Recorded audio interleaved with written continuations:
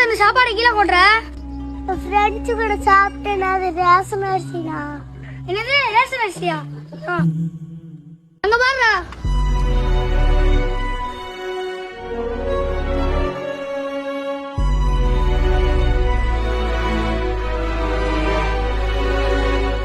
மா சாப்பிட போங்கம்மா. அக்கா வாங்க சாப்பிடலாம். நேரம் ஆச்சு. சாப்பிட்டு வேலை செய்யலாம். நீ போய் சாப்பிடு. சாப்பிட்டு வேலை செய்யலாம். வாங்கக்கா. சாப்பாடு கொண்டு வரலம்மா. நானு அரிசி ரேஷன் அரிசி தான் கொஞ்சம் இருந்தது. பிள்ளைங்களுக்கு சாப்பாடு செஞ்சு கொடுத்து விட்டேன். நாளைக்கு தானப்பா சாப்பாடு இல்ல. பரவாயில்ல, நாளைக்கு சாப்பிட்டுக்கலாமா. பாத்தியா, நம்ம சாப்பிடுற ஒவ்வொரு அரிசியில நம்ம அப்பா அப்பாவோட கஷ்டம் வரும்.